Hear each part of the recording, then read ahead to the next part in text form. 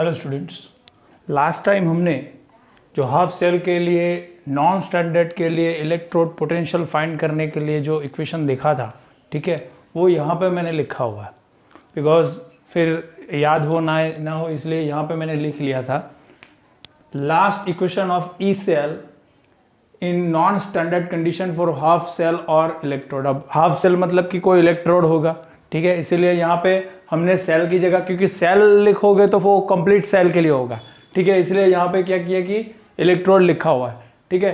ये इक्वेशन जो है फॉर हाफ सेल था, जहाँ पे ये जो है वो इलेक्ट्रोड का रिडक्शन पोटेंशियल है, जिसकी वैल्यू हमें इलेक्ट्रोकेमिकल सीरीज के अंदर मिल जाएगी। कोई भी एग्जाम्पल पे आपको ये मेमोराइज करने की जरूरत नहीं है, वो दे ही जाएगी, ठीक है। अभी एग्जाम्पल करेंगे तो पता चलेगा। देन ये जो वैल्यू वो क्या थी 0.059, वो मल्टीप्लीकेशन था टेम्परेचर और उसके साथ, क्योंकि ये जो है वो एट द टेम्परेचर 298 केल्विन की बात हम कर रहे हैं, क्योंकि अगर एनी टेम्परेचर वाली होगी तो यहाँ पे टेम्परेचर की वैल्यू और सबकी वैल्यू रखनी पड़ेगी, सीधे ये नहीं रख सकते, ठीक है। फिर ये एन की वैल्यू नंबर ऑफ इलेक्ट्रॉन्स, यहाँ पे नॉर्मली 2 इलेक्ट्रॉन की बात हुई थी, ठीक है। log 10 वो इसका ये क्या है, प्रोडक्ट है।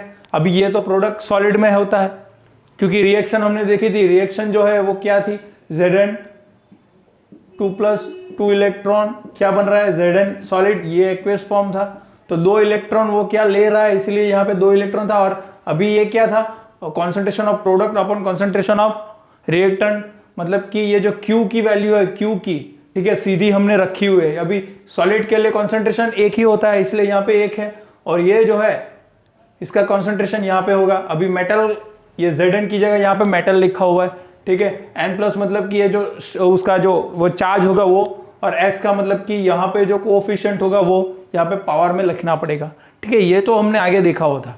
अब थोड़ी हाफ सेल वापस देख लेते हैं। अब जिंक के लिए हमने देखा था जिसके ऊपर ऑक्सीडेशन होता है, मतलब कि एनोड के लिए देखा हुआ था। अब कैथोड के लिए देख लेते हैं वापस। अब ये जो रिएक्शन है वो कैथोड की रिएक्शन है, मतलब कि कॉपर का इलेक्ट्रोड वहां पे लगाया हुआ है, ठीक है। Cu यहाँ पे रिडक्शन हो रहा है, उस वहां पे ऑक्सीडेशन तो हो रहा है, लेकिन हमें क्या करना है कि रिडक्शन की वैल्यू लिखनी है, मतलब कि इक्वेशन रिडक्शन की ही लिखनी है, क्योंकि उसकी जो वैल्यू है रिडक्शन के स्टैंडर्ड इलेक्ट्रोड पोटेंशियल की, उसकी वैल्यू हमें डायरेक्ट ही दी जाएगी इलेक्ट्रोकेमिकल सीरीज से, जो हमने आगे बात की थी, ठीक है। तो यहाँ पे तो रिडक्शन हो ही रहा है, तो रिडक्शन की रिएक्शन लिखेंगे, और यहाँ पे सॉलिड बन रहा है 2 इलेक्ट्रॉन लेके, ठीक है। अभी ये जो है मान लो कि 0.1 मोलर है इसका सॉल्यूशन, ठीक है। ये जो है इसका स्टैंडर्ड इलेक्ट्रोड पोटेंशियल दिया गया है, ठीक है, यहाँ पे नॉट लिखना भूल गया था, तो ये वैल्यू दी गई है। तो इसका सीधा अगर हम लिखे, अभी इलेक्ट्रोड की जगह आपको मैंने एग्जांपल्स के अंदर आपको बताया था कि अगर ऐसा होगा, ये क्या शो करता है, Mn+n+ से मेटल बन रहा है, वो रिडक्शन शो करता है। अगर M से n+ शो करेगा तो वो ऑक्सीडेशन शो करेगा, ठीक है। तो इसकी जगह ये जो रिडक्शन शो कर रहा है वो हम ऐसा लिख सकते हैं। यहाँ पे इलेक्ट्रोड भी लिख सकते हैं, लेकिन यहाँ पे सेल आना चाहिए, लेकिन कंप्लीट सेल की बात अभी नहीं हो रही है, अभी हाफ सेल की बात हो रही है। तो यहाँ पे इस रिएक्शन के हिसाब से हम देखें तो क्या होगा, 2+ Cu में जा रहा है, तो यहाँ पे Mn+m में जा रहा है, वही लिखेंगे, ठीक है। इसका electrode is equal to standard reduction electrode minus इसकी जगह 0.059 अपॉन n log, अब इसकी वैल्यू ये क्या होगी, कॉन्सेंट्रेशन 1 होगा तो 1 अपॉन ये, मतलब कि ये मेटल वाला, ठीक है। ये इक्वेशन हमने रख दिया है, ठीक है। अब ये इलेक्ट्रोड की जगह ये लिखा हुआ है, दूसरा कोई बात नहीं है यहाँ पे, ठीक है। सीधी वैल्यू रख दी, इसकी वैल्यू दी गई है ये, ठीक है, माइनस 0.059 log। अभी ये जो वैल्यू है वो क्या है, 1 है, और इसकी वैल्यू हमें दी गई 0.1 मोल, तो यहाँ पे 0.1 मोल दी गई है, ठीक है। सीधे इक्वेशन आप मल्टीप्लीकेशन करोगे, अभी यहाँ का 1 आप निकाल दे तो ऊपर 0 आएगा, मतलब 10 आ जाएगा, log 10 क्या हो जाएगा, 1 हो जाएगा सीधे। तो ये जो वैल्यू है वो क्या मिल जाएगी, 0.31 अराउंड वोल्ट।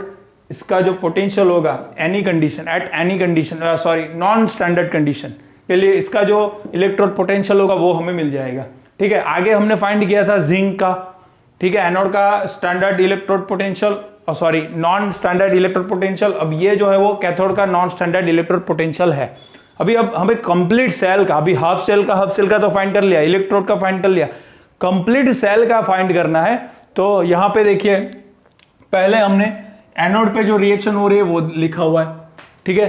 जिंक का क्या हो रहा है, एनोड का Zn2+ बन रहा है 2 इलेक्ट्रॉन लूज करके, और कैथोड का क्या हो रहा है, सी वही 2 इलेक्ट्रॉन एक्सेप्ट करके क्या बन रहा है, कॉपर मेटल बन रहा है। ठीक है, एनोड और ये कैथोड लिखा हुआ है।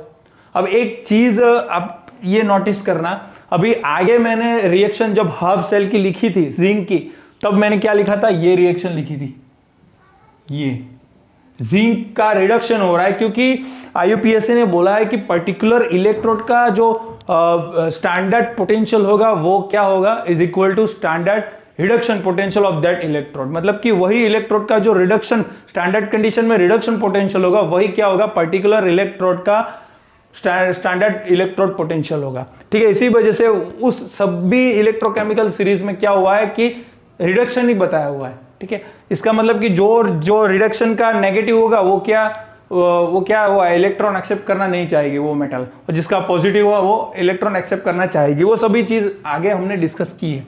तो ये लिखा था क्योंकि इसकी वैल्यू हमें डायरेक्टली इलेक्ट्रोकेमिकल सीरीज से मिल जाती है।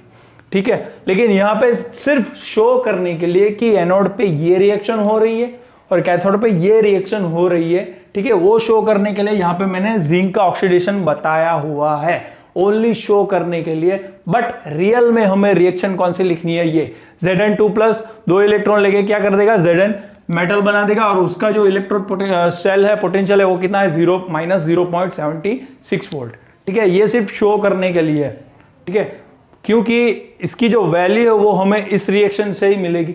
ठीक है, तो आगे चलते हैं। अभी कैथोड की रिएक्शन हमने लिख ली तो उसका पोटेंशियल लिख लेते हैं। तो कैथोड पे यहां पे देखिए नॉन कंडीशन के लिए तो ECU2+ Cu is equal to E0 Cu2+ Cu। अब इसकी वैल्यू तो हमें मालूम है, इसकी वैल्यू हमें मालूम है, वहां पे इलेक्ट्रोकेमिकल सीरीज से हमें ये स्टैंडर्ड की वैल्यू मिल जाएगी रिडक्शन पोटेंशियल की, -0.059/n log 10 1/Cu2+।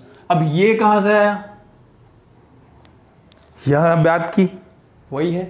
ठीक है, ये रिएक्शन है ये, तो Q की वैल्यू यहां पे क्या होगी, ये प्रोडक्ट है अपॉन ये रिएक्टेंट, तो Cu/Cu2+। अब ये तो सॉलिड है तो उसका जो कंसंट्रेशन होगा क्या होगा, 1 होगा।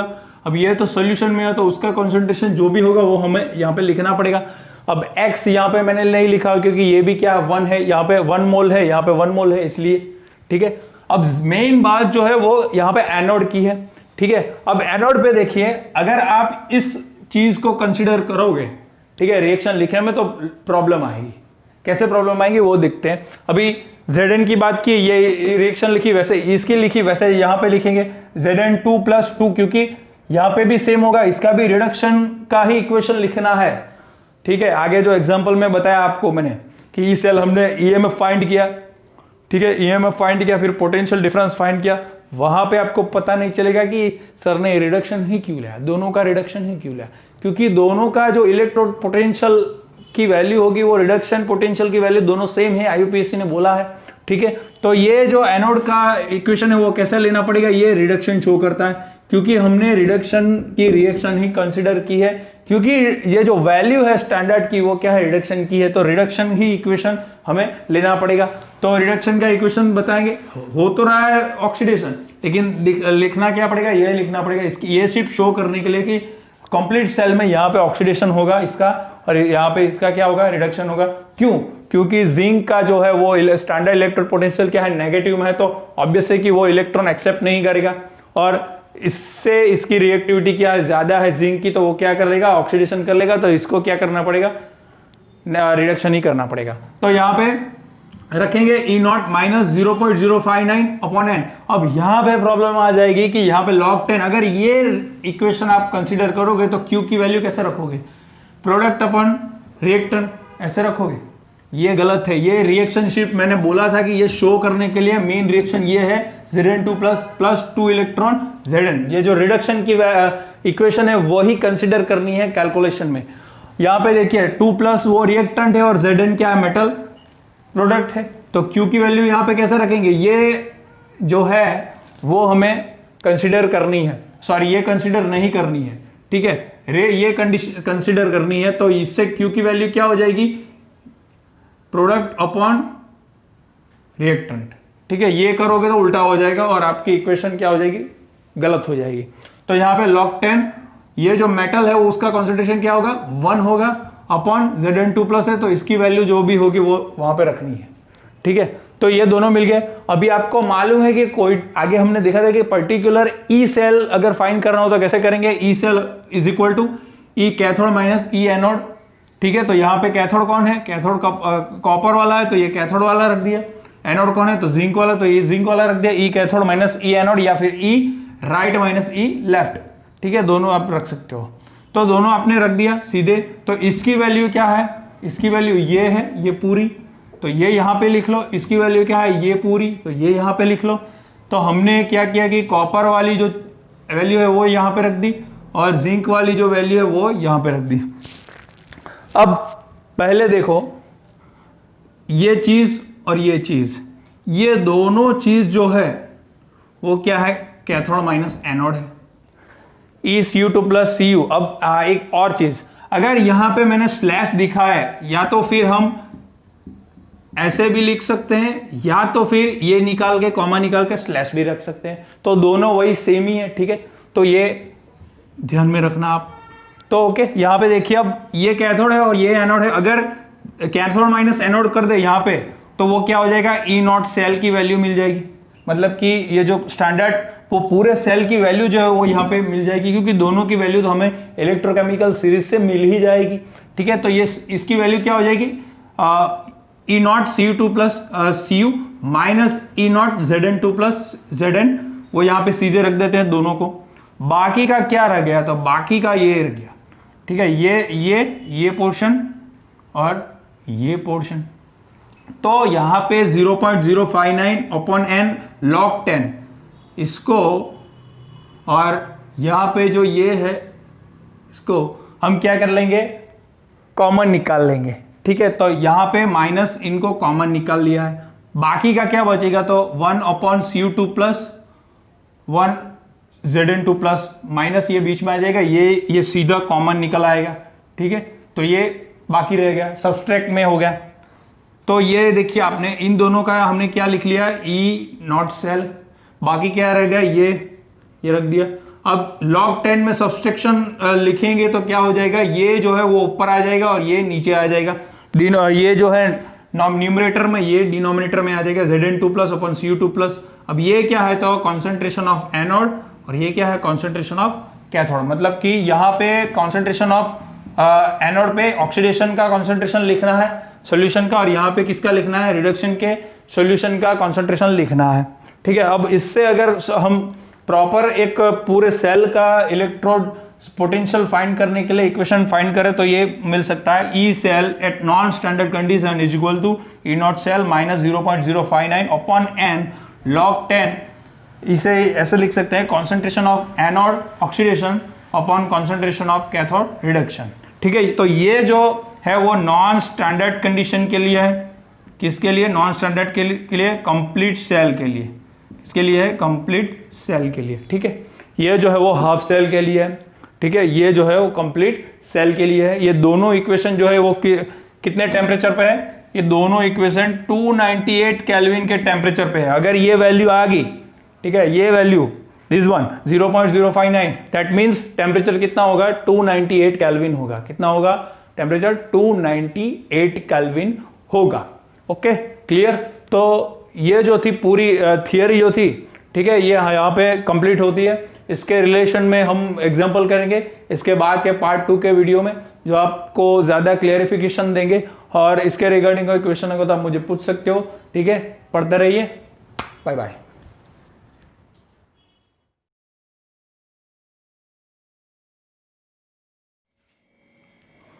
हेलो स्टूडेंट्स, लास्ट टाइम हमने जो इक्वेशन फाइंड किए थे, ठीक है, वो यहाँ पे मैंने लिखे हुए हैं। पहला जो इक्वेशन था वो एट एनी टेम्परेचर, मतलब कि कोई भी टेम्परेचर के लिए कंप्लीट सेल या हाफ सेल के लिए, मतलब कि जो आपको एग्जांपल में वैल्यू दी जाएगी, ठीक है, तो वो वैल्यू कैसी होगी उस पर डिपेंड करेगा कि कौन सा इक्वेशन जो है वो हमें यूज करना है। ठीक है, तो first of all complete cell और हाफ सेल दोनों सेल के लिए अगर इक्वेशन देखे जो कोई भी टेम्परेचर दिया हो, ठीक है, अगर 298 केल्विन टेम्परेचर नहीं दिया है तो आप ये इक्वेशन यूज कर सकते हैं, E cell is equal to E0 cell minus R T, यहाँ पे आर क्या है गैस कॉन्स्टेंट है और टी क्या है टेम्परेचर है in Kelvin, into 2.303 upon N F, N क्या है नंबर ऑफ इलेक्ट्रॉन्स, एफ क्या है फैराडे, मतलब कि 96,500 कूलम, ठीक है, log 10 एम एक्स, ये जो भी एम की जो भी वैल्यू होगी सॉलिड की वो कॉन्सेंट्रेशन, उसका एक्स क्यों रखा है क्योंकि इक्वेशन में कितने उसके मोल होंगे वो यहाँ पे लिखेंगे, अपॉन एम एन प्लस, मतलब कि ये जो आयन बनाएगा चार्ज होगा वो एन प्लस होगा, और एक्स मतलब कि हो उसके मोल, ठीक है, और क्यू, या फिर ये लिख सकते हो या फिर ये लिख सकते हो, सीधा ये दिया हो तो बहुत बढ़िया, अगर नहीं दिया हो तो ये लिखना पड़ेगा, ठीक है। तो ये जो था वो क्या था, एट एनी टेम्परेचर का इक्वेशन था। अब टेम्परेचर मानी 298 केल्विन टेम्परेचर पे देखते हैं कि कौन कौन सा इक्वेशन है। तो for both half cell and complete cell, मतलब कि दोनों सेल के लिए इक्वेशन कौन कौन सा है, तो यहाँ पे देखिए E cell is equal to E nought cell minus 0, अभी ये जो मैंने आगे बताया कि इसका इक्वेशन में आपने क्या वैल्यू दिया था एन के सिवा, ये फैराडे का वैल्यू, इसका वैल्यू, सबका वैल्यू डाल के हमने ये फाइंड किया था 0.059 अपॉन एन, मतलब कि टेम्परेचर यहाँ पे 298 केल्विन होगा, और दोनों सेल के लिए अगर हमें फाइंड करना होगा तो ये इक्वेशन यूज कर सकते हैं, ठीक है, 0.059 अपॉन एन log 10, अब ये भी सेम ही है, ठीक है, और क्यू, ठीक है। तो ये equation for both cell, half cell as well as complete cell, okay. Then for half cell, अब हाफ सेल की बात हो रही है 298 केल्विन टेम्परेचर पे, ठीक है, तो ज्यादा थोड़ा मतलब कि ओनली हाफ सेल ये दोनों के लिए, लेकिन इसको थोड़ा ज्यादा क्लियर आउट किया है, ज्यादा प्रोसेस किया हुआ है कि ये एम एन प्लस और एम, ये जो आगे बताया रिडक्शन पोटेंशियल होना चाहिए वो, अपॉन ये जो ये वैल्यू है वो क्या होगी, ऑलरेडी हमें गिवन होगी और इलेक्ट्रोकेमिकल सीरीज से मिल जाएगी, ठीक है, माइनस 0.059 अपॉन एन log 10, 1 की वैल्यू क्या है जो सॉलिड में होगा तो उसका कॉन्सेंट्रेशन 1 ही होगा, अपॉन एम एन प्लस और एक्स पावर उसका, ठीक है। तो ये इक्वेशन फॉर हाफ सेल या इलेक्ट्रोड के लिए बोल सकते हो, जो हमने जिंक के इलेक्ट्रोड जब बताया था उसकी फाइंड की थी वो लिखी थी, और कॉपर में भी लिखी थी, ठीक है। अब कंप्लीट सेल की जो लास्ट में हमने फाइंड की थी वो की E cell is equal to E nought cell minus 0.059 upon n log 10 concentration of anode oxidation, मतलब कि ऑक्सीडेशन, वहां यहाँ पे वो लास्ट लेक्चर में मैं यहाँ पे लिखना भूल गया था कि एक्स यहाँ पे लिखना है,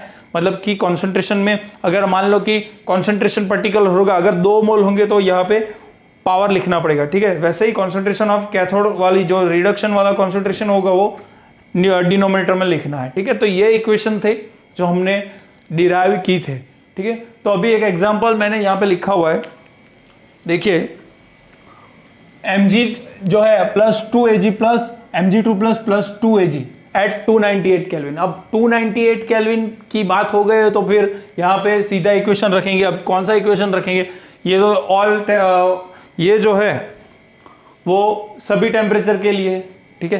298 केल्विन है और पूरे सेल की बात की है, तो पूरे सेल की बात की है तो हम ये वाला रखेंगे, ठीक है। तो ये वाला रख दिया है हमने यहाँ पे। ये जो पूरा सेल है कंप्लीट सेल, उसका स्टैंडर्ड पोटेंशियल दिया गया है, ठीक है, कितना है 3.70 वोल्ट। हमें नॉन स्टैंडर्ड वाला फाइंड करना है, ठीक है। तो यहाँ पे फाइंड करते हैं हम, देखिए ये इक्वेशन रख दिया है, E cell is equal to E nought cell minus 0.059 upon n log 10, ये वाला, ठीक है, लास्ट वाला। तो यहाँ पे ई सेल की वैल्यू दी गई है 3.17 वोल्ट, जो यहाँ पे 3.17 लिख लेते हैं हम, माइनस 0.059 अपॉन, अब एन कितना है, एन आप बताइए आप एन कितना होगा। तो यहाँ पे एन की वैल्यू आप देखिए, तो यहाँ पे Mg जो है उसका ऑक्सीडेशन हो रहा है 2+ में, मतलब कि Mg ने कितने इलेक्ट्रॉन लूज किए होंगे, 2 इलेक्ट्रॉन। अभी Ag की वैलेंसी कितनी है, Ag प्लस होता है, वो 1 इलेक्ट्रॉन लेके Ag बनाता है, लेकिन यहाँ पे 2Ag है, मतलब कि 2Ag होगा तो 2 इलेक्ट्रॉन लेगा, मतलब कि N की वैल्यू कितनी है 2 है, ठीक है। log 10 कॉन्सेंट्रेशन ऑफ एनोड, अब ऑक्सीडेशन कहाँ पे हो रहा है, तो यहाँ पे देखिए इसका ऑक्सीडेशन नंबर 0 है, इसका कितना होगा +1 है, ठीक है। इसका क्या हो रहा है 0 हो रहा है और इसका 2+ हो रहा है, +2 हो रहा है, 0 से +2 हो रहा है, मतलब कि 2+ हो रहा है, मतलब कि इसका ऑक्सीडेशन हो रहा है। मैग्नीशियम का क्या हो रहा है, Mg का ऑक्सीडेशन हो रहा है, तो इसकी वैल्यू कितनी यहाँ पे दी गई है 0.130, तो यहाँ पे लिखेंगे 0.130, कोई पावर है 1, यहाँ पे कोई नहीं है तो पावर कुछ नहीं लिखेंगे, ठीक है। देन इसका अगर ऑक्सीडेशन हो रहा है तो इसका क्या होगा, रिडक्शन होगा। तो Ag का यहाँ पे देखिए रिडक्शन हो रहा है, तो ये वैल्यू यहाँ पे दी गई है कॉन्सेंट्रेशन वाली, कितनी है 0.0001। अब यहाँ पे देखिए 2 मोल्स है ना, तो पावर क्या लिखना पड़ेगा 2, इसी वजह से मैंने आपको ये बताया। ठीक है, आगे करेंगे तो इसका हम देख लेते हैं। अभी left to add, right to subtract, मतलब कि लेफ्ट टू ऐड और राइट टू सब्सट्रैक्ट 11th में पढ़ा हुआ था हमने।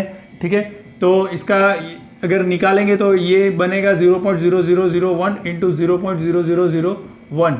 ठीक है, 1 2 3, ठीक है 4, तो 10⁻⁻⁴, क्योंकि left right to subtract right में जा रहे हैं, राइट में ले जा रहा हूं पॉइंट को, क्या कर रहा हूं यहाँ पे राइट में ले जा रहा हूं, तो क्या हो जाएगा, क्या हो जाएगा, माइनस डालना पड़ेगा, राइट टू सब्सट्रैक्ट लिखा है। ठीक है, वैसे ये भी क्या हो जाएगा -4, अभी 1 1 नहीं लिख रहे हैं। ठीक है, ये डिनोमिनेटर में ये होगा, ऊपर क्या होगा, अभी राइट में यहाँ पे भी ले जा रहा हूँ, कितने जम कराऊँ 1 2 3 जम कराऊँ, तो क्या होगा 13 इंटू 10⁻⁻3। ठीक है, तो ये पूरा ये जो इक्वेशन है वो उनका करेंगे तो क्या आ जाएगा, -3 है, ये ऊपर ले जाएंगे तो 4 4 -8 तो +8। ठीक है, सॉरी यहाँ पे है ना 1 2, यहाँ पे 2 ही करेंगे क्योंकि 1 और 2 करना है ना, 1 और 2 करना है। ठीक है, तो -2, ठीक है, तो 8, तो क्या हो जाएगा 30 2 10, यहाँ पे 10 इंटू 10 होगा, तो पहले ये क्या हो जाएगा